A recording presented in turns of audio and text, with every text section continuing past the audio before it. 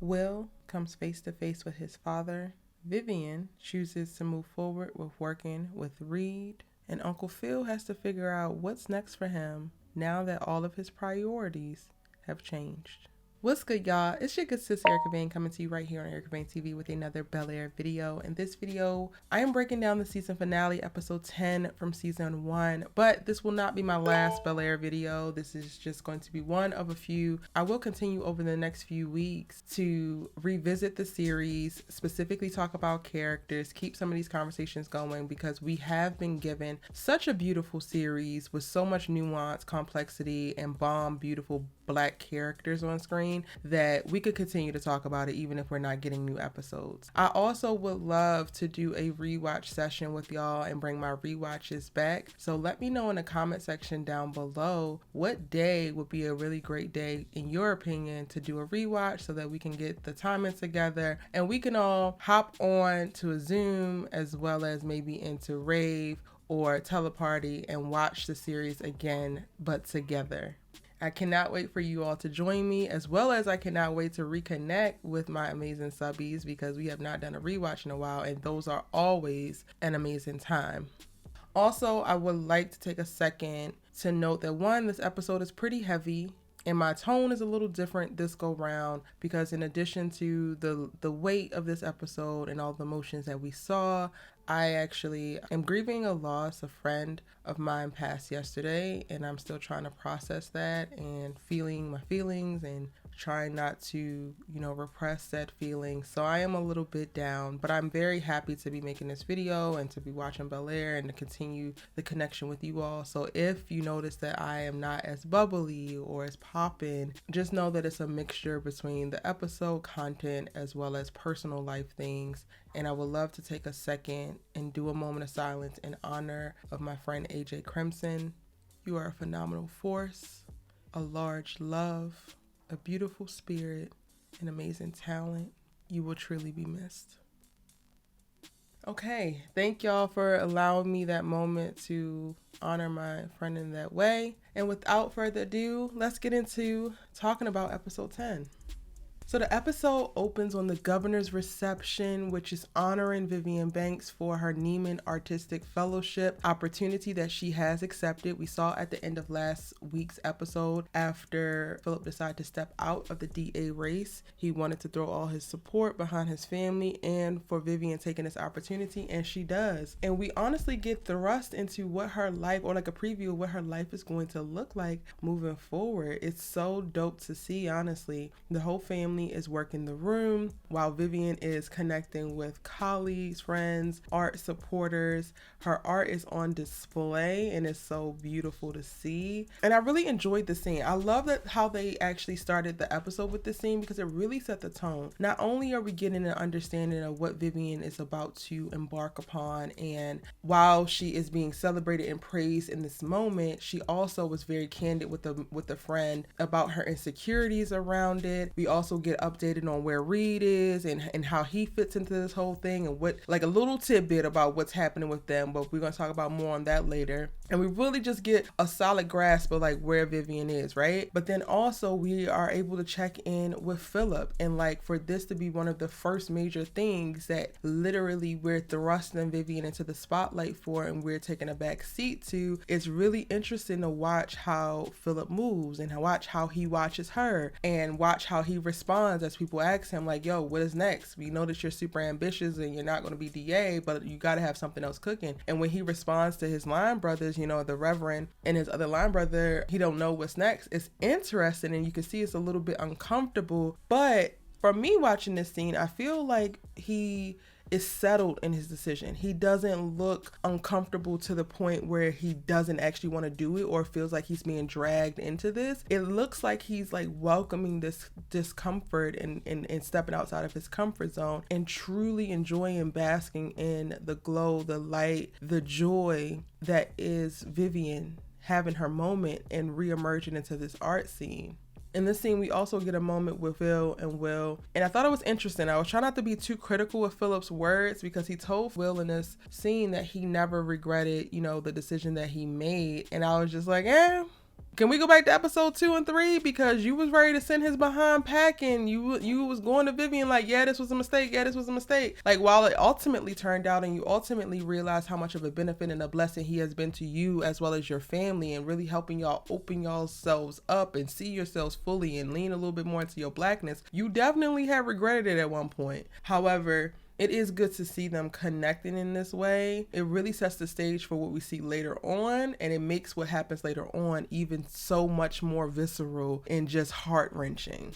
Now, another thing that I would love to note, y'all, specifically when it comes to Vivian, when this other little tall, little brown-skinned brother walked up on her, I was like, oh, we got another art fan. So this is another thing for the male followers, subscribers, viewers out there. While he ain't Michael Ealy, he is definitely giving. And guess what? Talented, strong, beautiful, vulnerable, open, loving, light-filled black women will always draw a crowd and will always have admirers. So if y'all getting y'all panties in a bunch because this man is sniffing around or that man is sniffing around or this man might be into her, and not taking into consideration the fact that she has to actually want to sleep with any of these people for cheating to actually occur, it cannot just be a one-sided attraction, then automatically it's going to be a thing that goes down. If y'all can't see that, I don't know what to tell you, because immediately when I saw him I was like, oh, okay, girl, I love it. I love black women getting the adoration, the support, the celebration that they deserve. And while some men might have other things on their mind, we can take the kind words, we can take the words of affirmation and celebration, the praise, and leave whatever else they trying to sell, but take the praise and keep it pushing. So I'm totally here for it. And I hope season 2 is filled with even more dope, fun black men praising Vivian Banks. Yes, I am. Moving on. Also, at this scene, at this art showing for Vivian, we get to see Ivy and Hilary connect. They're, I guess, getting a little friendship on, and Hilary invited her out just to give her, I guess, a little bit of exposure to a little bit more of a culture crowd. They both are starting to see a boost from this as we see the episode go on. But then they also, again, are connecting as friends because Hilary was able to disclose to her the truth about what happened with Kylo and her contract and all that's going on, which Hilary is still hiding from her parents, and she's still staying at this hotel, child, trying to outrun the credit card bill. I think my specific note of bringing this particular moment up is not necessarily how she was interacting with Ivy, but how she interacted with Jazz. And I'm just going to say this, Hilary, season 2, you better get it together, girl, because I don't know how much longer Jazz is going to be okay with being your little secret, okay? You are not Kiki Wyatt. I think she made one of them songs. You're my little secret? Yeah, that's how we're going to keep it. That's not how we're going to keep it. Do you see this man? Do you see this haircut? Do you see this swag? Them gold chains around his neck? That is something that you celebrate, honey. That is something that you show off. That is not something that you look over to your friend and be like, oh yeah, this is my cousin's friend. Meanwhile, you smashing them all types of ways, flipping and reversing. Girl, Hilary, you trying it, boo. But we friends and I love you. So I say with love, get your together, honey. Get it together before you lose this man. Another major scene that happens in this at this art scene is that Lisa and Will talk. Well, kinda. Lisa ain't got no rap for him. She's still mad. He betrayed her. He lied. He doesn't actually get it because he's basically trying to let her know, like, yo, I couldn't tell you because it was also tied to my uncle and he would get in trouble. And I basically think what she's getting at, what she's not saying, is that she feels like he could have trusted her with that, and that is the biggest problem for her. And I get it. If he would have trusted her with this information, it would have made for just a deeper, solid, just super connection between the two of them. So again, I 100% get what she's getting at and what she's looking for. Now, I wish that she would communicate that because no, he wasn't getting it and you didn't say it, but yeah, it is what it is. Lisa really kind of stressed me out in this episode, so I'm gonna go ahead and talk about her in just like for the whole episode right now. Because while I get that you feel like he wasn't completely honest with you, you want to be just so connected, you want to be in his skin, girl, I feel you. When we in love, that's how we be. We just want to know everything. We want to be in your skin. We want to be walking right next aside you. Okay, cool. Got it. But honey, life is also still happening. I knew I knew when she didn't answer his phone call and he left his voice message and she's like, meet me at the coffee shop at 3. And then all of the father stuff started to go down. I said, he is not getting to this coffee shop. He is not going to remember to text her that he's not coming. And she going to get an attitude about it. And lo and behold, that is exactly what happened. And I get it, sis. You pissed with him. But you know that there's a lot of stuff going on. You couldn't have checked before you jumped off the deep end about how he stood you up after he was baby pleasing and begging like dang on Jodeci up in this art event. You had to have known, sis, that he would not just stand you up for no reason while he's sitting here begging and pleading with you. You had to have known. It had to take, I don't like that it had to take Carlton coming to your doorstep and damn near crying, telling you that Will is gone and has run off and all that happened with his father for you to be like, oh crap, I done got this one wrong. Yes, you got this one wrong. And I thought you were a lot more emotionally intelligent than this, sis. I know that you're in love, so things get a little bit twisted once we actually fall in love. And then, we just everything gets heightened and stuff. But come on, Lisa. We need better from you, mama. We need better from you, and we want better for you. Okay? You and Will deserve each other. Y'all make each other happy. You support each other beautifully. He's going to need you now more than ever by the end of this damn episode, child. So thank God Carlton has shown up at your door. But I'm going to need you to give him a little bit more grace, a little bit more leeway, mama. Please, respectfully. Now, before we get to the pinnacle of this episode, which is the Will and Lou child and the stress that they have caused, let's go back to Mama Hilary real quick, who has Jazz tucked away at this daggone bungalow. They have their little cute little hotel moment. I love that Will already knew that they are sneaking around with each other, because Will calls Hilary to try to get some advice on Lisa. She don't want to answer. Then he immediately calls Jazz and he's like, Jazz, put Hilary on the phone. Hilarious. I love it. Moments of levity in this episode were not lost on me. I appreciate it so very much. Not to mention, I appreciate these two chocolates serving up looks and lust and love for one another. But again, I'm just going to go back to my original point. This little hotel romp and rendezvous is cute and all. But Jazz, I could feel it. It's coming. What are we? It's coming, Hilary. So you better get your answer together, mama. Because it ain't going to be, oh yeah, you Will's friend. That ain't going to be at work. Especially since you happy and you really seem to really enjoy this boy. Okay? All right. Carlton. I think Carlton had the most amazing this episode, and I guess it's because I feel like he has finally redeemed himself for all the terrorism that he was eliciting all through the first half of this season. He cares about Will. He is dropped into what's going on. He has a moment with his father where, Phillip is taking the time to just invite him out and take him to do one of the things that he most loves to do, which is car racing, IndyCar racing, or watching that. And I think that's dope. It's so amazing how you can just see how happy he is. And he's like, oh, did you tell Will? He's like, no, I thought it could be us. He's like, he don't say this, y'all, but he looked like, really, Dad? Just the two of us? I'm like, oh, I'm so happy for you so that you can have this, because, child, Lord knows you spiraling with the idea of being in Will's shadow. But okay, you trying to handle it, so all right. And that's supposed to happen, but doesn't wind up happening because of all that is going on with Will and Lou popping up randomly to the house. Because I guess while Geoffrey was getting up, he also decided to swing by Lou's and be like, yeah, I did this, and your son actually wants to see you or needs to see you. So now Lou popping up because Geoffrey done dropped dimes. And you know what? I ain't even mad at it, because Geoffrey, you was right. Phillip should have opened that envelope with him and he didn't. So you wanted to make sure that the information was going to get out regardless. And hey, ain't nobody mad at you for it. But I say that Carlton had a really great episode because you can see that he's really bought into this family now. He's settling a little bit more and feeling a lot more secure in himself and his place within his family. And then also he's really settled into valuing his relationship with Will. Like when he's talking to Lisa, he says that Will never gave up on me. And he knows that he gave Will every reason to give up on him. So him actually articulating that, I was like, yo, this is so powerful. And him begging Lisa to go and help him find Will, I'm like, yo, he really doesn't want Will to leave. And this is a complete 180 from where we were at the top of the season, because you were trying to get him up out of Bel Air with the swiftness. And now it's like, no, I need to go find my brother. And I love that for Carlton.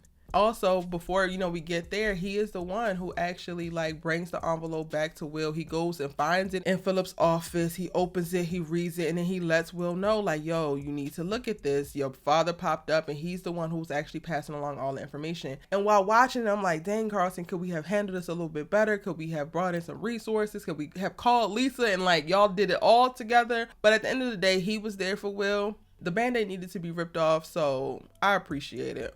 Now, okay, let me finish up all of the other little supplementary things that's happening before we get into Will and Lou. All right, so Hilary makes a proposal to Ivy for her to buy Kylo's house. It's brilliant. Clearly, Hilary knows what the hell she's doing. She had a photo shoot with Ivy, and she proposes for her to do something different. And she's like, yo, I wish you was on my team or I wish somebody like you was on my team. And she's like, bet, I could be. Or at least somebody like me could be. How about we do this partnership together? And Ivy loves the idea. So next season, we can definitely be seeing their partnership and how it either is going to flourish or fail. I could totally see potential tension arising as, you know, Hilary's stock rises and her following grows. And if she surpasses Ivy, I wonder if Ivy will be the jealous type. So there's definitely places that they can go with the story with that. And then also, as I mentioned, Aunt Viv, she goes and gives Reed a visit in this episode because she would like to partner with him to discover new and emerging talent. She kind of feels a way about taking the fellowship and basically taking this opportunity from potential like new, independent, up and coming young artists. So she wants to be able to create a pathway for that, or for them to still be able to get recognized and get their art out there and make a name for themselves. So she's looking forward to working with Reed in that regard. And Reed makes a point of like asking like, well, how does Phillip feel about it? Because he did bring his behind down to San Diego and start acting a fool. So like, what am I walking into, Vivian? And I'm like, well, it's a very valid question, mama. It's a very valid question. But she reassures him that he has, you know, gotten over any objections, which I don't think that he has. I don't even know if she talked to him about it. So we're definitely going to see that tension potentially arise next season. I just hope that Phillip at least cultivates some monochrome of like decorum and patience, and he don't come in like a bull in a china shop. Like, even if he is jealous and still insecure, I'm gonna need him to take a different approach, because he still ain't getting what we putting down. And it's like, boy, all you got to do is really bask in her art and all of that kind of stuff. You off to a good start, but if you start cutting the food, then that's where we're gonna be back to problem areas. But you know, we're gonna have to wait to season 2 to see that. Okay, now getting to the nitty gritty of it all, before Will actually gets to meet Lou pops up at the house and Uncle Phil answers the door. And this is right before him and Carlton are supposed to go to the Grand Prix, and this is completely sends shocks through the house. This is what Carlton sees, and is what spurs him to go and like look for the envelope and get more information.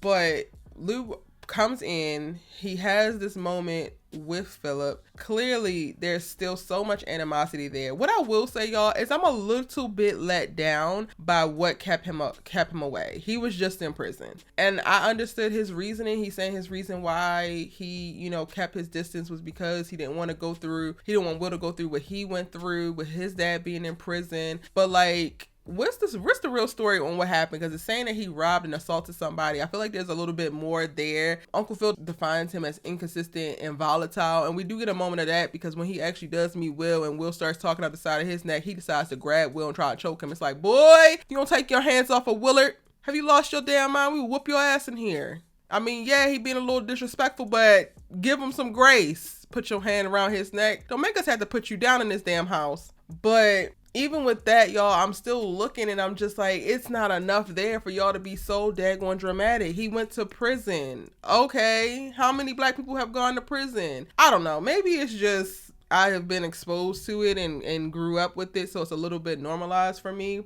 I really want to understand, like, what's the big bad? Because it don't feel like it was this big bad thing. Like, at 4 years old, he robbed somebody, assaulted them, and went to prison and has gotten out. And that is what had y'all lie about the fact that he ran out on Will. Like, there's so much more power in you saying your father is in prison, not telling him that his father ran out on him, because that creates a narrative of, oh, he didn't think I was valuable enough, so he literally just left me here and went on to live his best life. Meanwhile, he was just sitting his raggedy behind in jail for some dumb stuff that he decided to do. And while he's a con man, I didn't get no further clarity on what other cons was he doing. And yes, he almost got his rocked by Will when he started trying to talk down on Vi, which I thought that he was absolutely out of line for. But again, I just need further clarity, and I do think that in season 2 we probably going to get it. Like, ain't even gonna hold you. This ain't it for LOU. You get a moment where he's like, oh, he gonna have to suffer the consequences of this decision. Boy, bye. You ain't going nowhere. And if you really turned your life around, you about to show us. And honestly, what he was saying is actually true, because you start to get a little bit too comfortable too fast. Yes, you and Will sitting here breathing the same air. He might get a little smile, a little chuckle from this little moment from y'all sneaking in and going to go see Allen Iverson or whatever, but don't get it twisted. His mama has been here every step of the way, and what you're not going to do is try to put off all this blame on her as if she's the reason why your life is a living hell, when the actuality is you don't make good decisions. You try to con people and your ass is bad at it.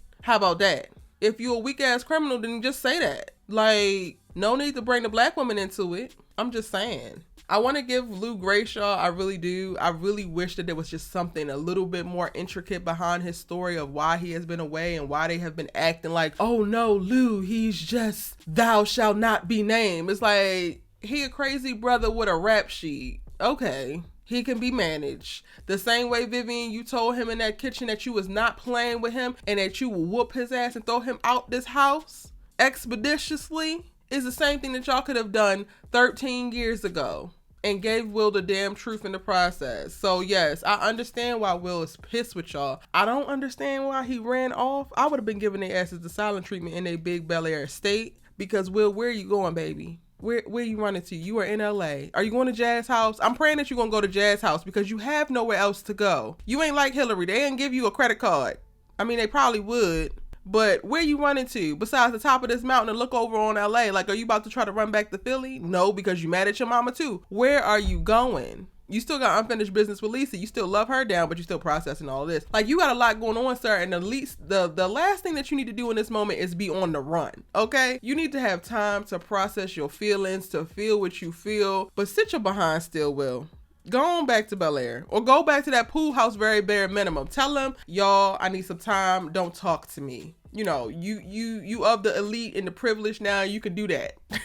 You can take your behind in the pool house and tell the maids or something to bring your food, and that you are not taking visitors. You better go ahead and lean into this Bel Air privilege and get your behind off the streets, going up there, throwing your little raggedy basketball shorts, a couple t-shirts, and a duffel bag, talking about something. I'm out. You out where? Boy. This episode was emotional, y'all. I know I was just making fun and making in light, but this episode was very, very emotional. Watching Will cuss LOU out broke my heart. Like, him having to defend his mom and then ultimately standing up for himself and rejecting this person that he had been longing for so long.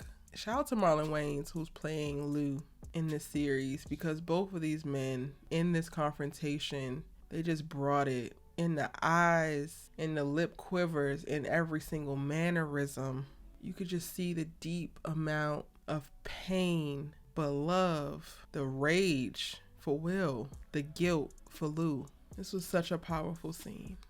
I think I'm going to leave it there. I can't wait to talk to y'all more about this in my live tonight, 7 p.m. Pacific Standard Time. We're going to talk about the season finale of Bel Air. If I missed anything, drop it in the comment section down below. Be sure to like this video. And if you're new here, this is your first time on Erica Vane TV, please go ahead and hit that subscribe button. Join the tribe. Turn on your bell notifications so that you don't miss out on any other breakdowns like this one for all of the hottest television shows and films. I want to say thank you all. Thank you so much for watching. If you made it all the way to the end of the video, please drop a comment and put 4 heart emojis in your comment so that I know that you watched the entire video. You gave me so much of your full attention and your love, and I got to show you some extra special real love in return.